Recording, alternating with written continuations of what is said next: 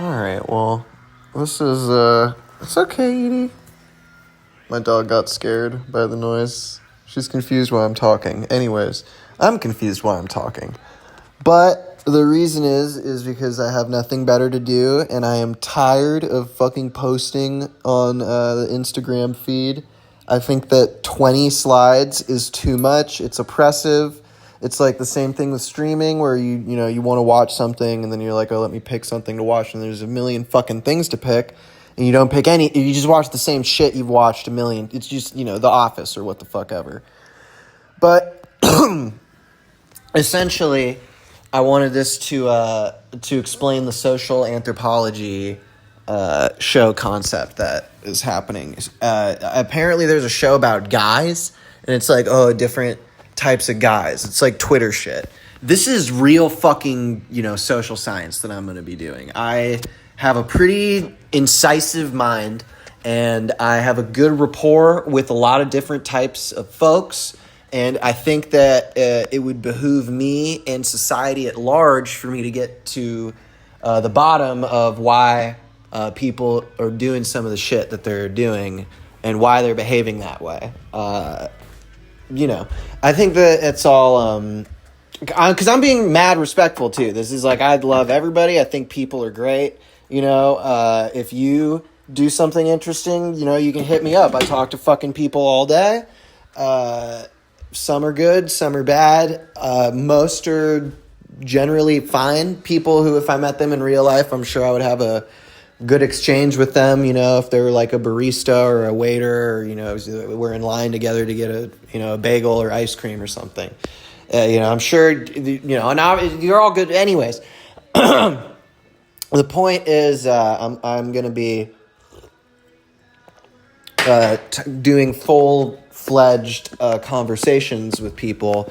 The first episode that I've recorded with my dear friend, whom I guess I'm not going to say his name because I don't know if he wants to use his real name, but we talked about Wiggers and sort of their place within society today, and sort of historically, and how the Wigger is nothing really new, and also how we probably need a different name for Wiggers because it just it's still a hard R. I mean, even Wiggas, it doesn't sound much better. It's really not much better. So, yeah, but there's various theories about, my personal theory is that Wiggers kind of fell out of fashion, not really because things got more woke in society, but because, teenagers at large, they all started acting like Wiggers around, 2012. They all kind of did before, but it just really hit when Good Kid, Mad City came out, whatever year that was the year that being a Wigger was just mainstreamed, and it was just the way to be if you were a 15, 16-year-old boy in the suburbs. I had a really bad Wigger phase when I was 14, I hope I wasn't 15. I was definitely 14 for part of it when Odd Future first started happening, and I got real into them, as a young boy from Los Angeles area that was into skateboarding. That was kind of it was a wrap for me. You know what I mean? It was a rough year there, for multiple reasons, not the least of which was becoming, basically, Chet. If Chet Hanks wasn't cool, that was basically who I was, which everybody knows somebody like that, but, Anyways, so, there's Wiggers, we're talking about lol cows, so to speak, people who are laughed at on the internet, and, or just followed on the internet. There was the World of T-Shirts guy, not him necessarily, but, the Chris Chans and the, just the various,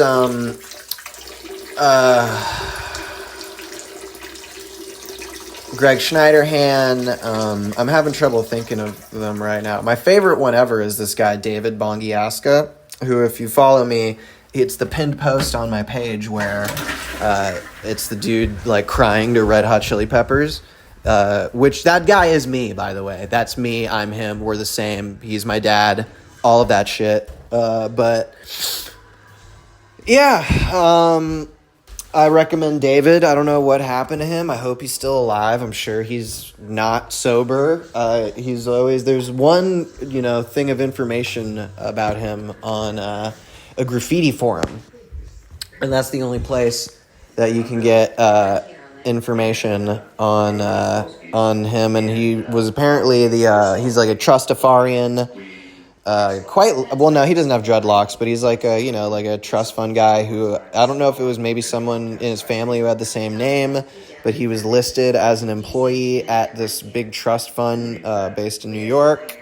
I'm going to turn on this R. Kelly video for music to play. But,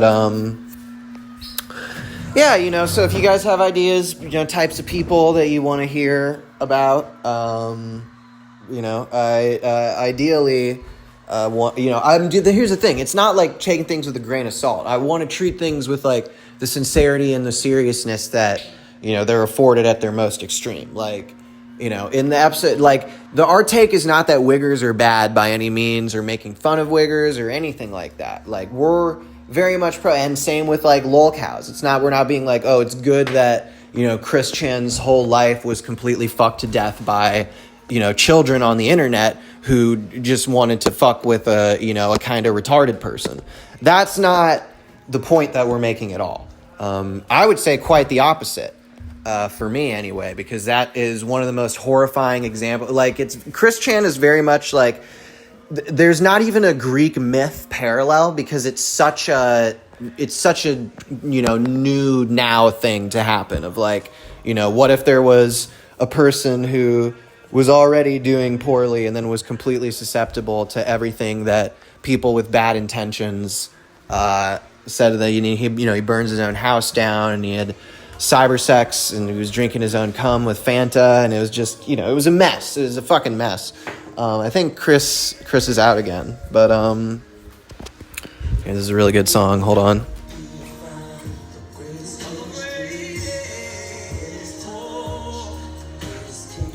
I feel like it's okay to listen to R. Kelly since he's like in jail indefinitely, It's like I feel like if it's like a problematic artist who's been punished, it's fine to enjoy their art again, It's like, I mean, I don't know. I love Polanski's movies. I don't know if he's been punished. I literally don't know if he's been punished or not. I mean, he was in the Holocaust, so he kind of was punished in one way, but that was before.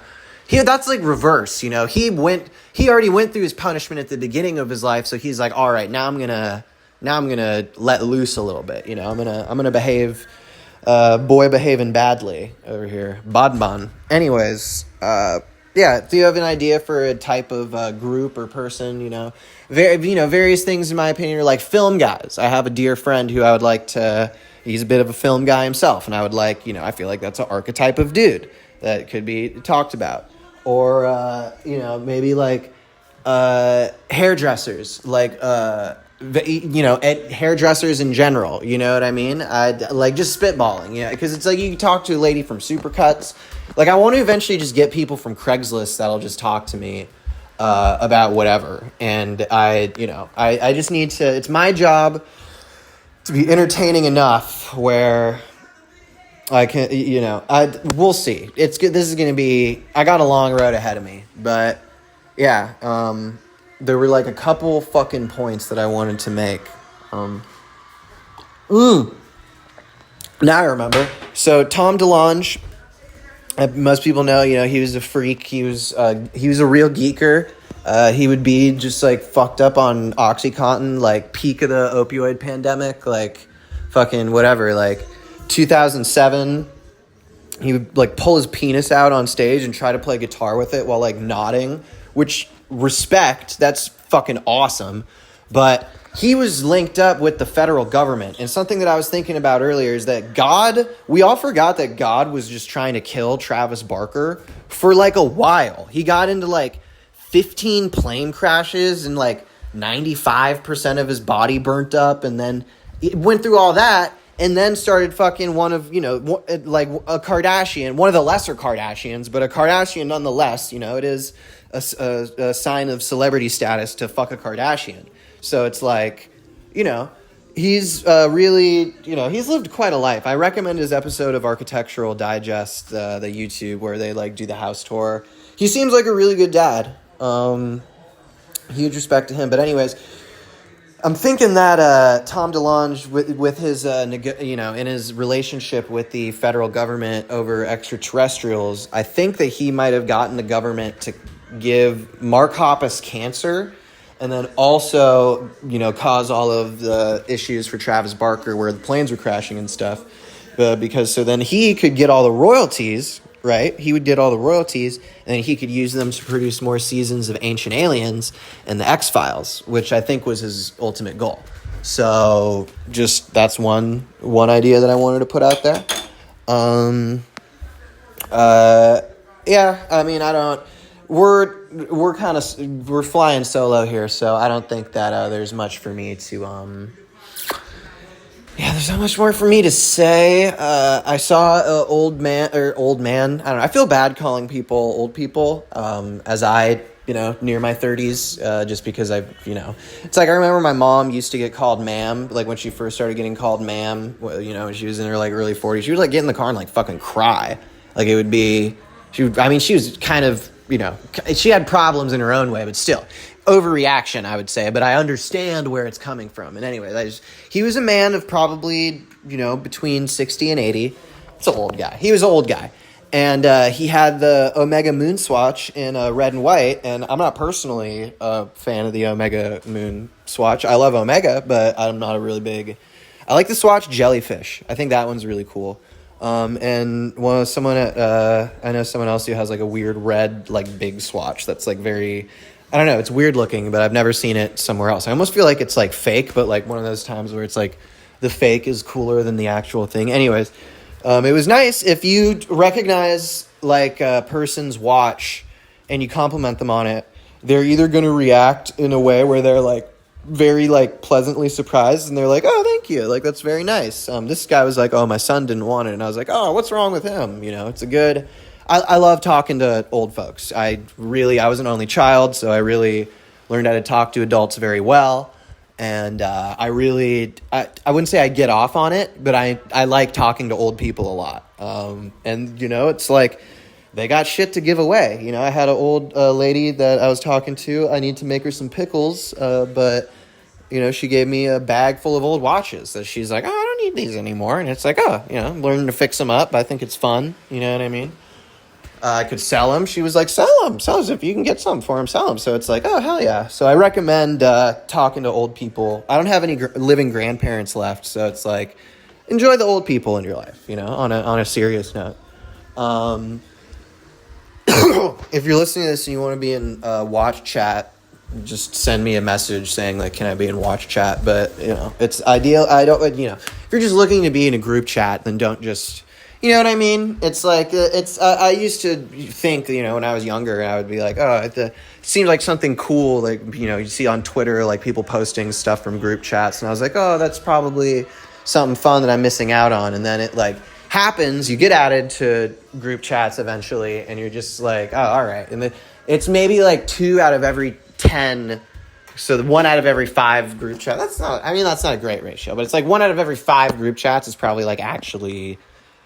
good, you know what I mean? I think most people can identify with that. But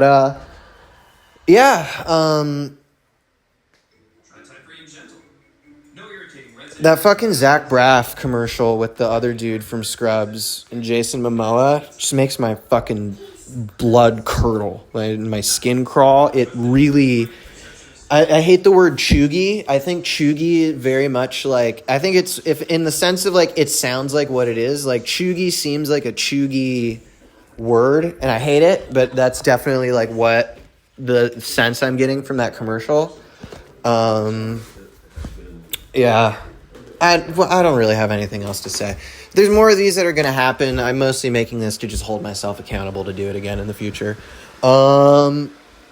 Okay, Wiggers coming right up.